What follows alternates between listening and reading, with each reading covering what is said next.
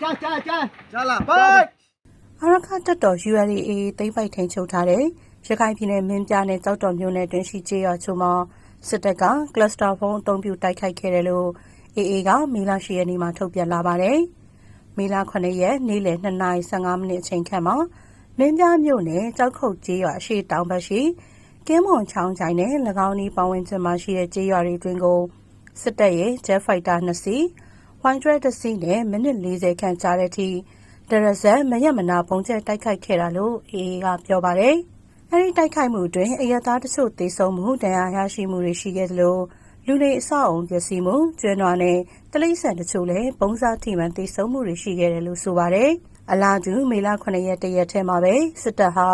ကြောက်တော်မြို့နယ်3ကွာအနီးပတ်ဝန်းကျင်ကိုလည်း Jet Fighter 4 စီးနဲ့ဆက်လက်ပြီးတော့ပုံကျဲတိုက်ခိုက်ခဲ့တယ်လို့ဆိုပါတယ်။အဲဒီတိုက်ခိုက်မှုကိုည10:00နာရီခန့်ကနေ10:25မိနစ်ထိပေါင်900ဘုံရှစ်လုံးနဲ့လာရောက်ပစ်ခတ်တိုက်ခိုက်ခဲ့တဲ့ပြင်10:28မိနစ်မှာလည်းဝိုင်းဒရက်ထောက်ပို့လေယာဉ်2စီးကနေကလစတာဘုံအမျိုးအစား24လုံးခန့်လာရောက်ဘုံကျဲတိုက်ခိုက်ခဲ့တယ်လို့ AA ရဲ့ထုတ်ပြန်ချက်မှာဖော်ပြထားပါတယ်။အဲဒီဘုံကျဲတိုက်ခိုက်မှုဖြစ်စဉ်ကြောင့်အနီးနားမှာရှိတဲ့အရက်သားပြည်သူတအူအကျဉ်းတောင်စေဝန်ထမ်းတအူကလေးတအူသေဆုံးခဲ့ပြီးအပြင်းထန်ထိခိုက်ဒဏ်ရာရရှိသူနဲ့အလက်စားဒဏ်ရာရရှိသူ10ဦးခန့်ရှိခဲ့တယ်လို့လည်းဆိုပါတယ်။ဒါအပြင်ကြောက်တော်မြို့နယ်ပြိုင်ချောင်းကျေးရွာက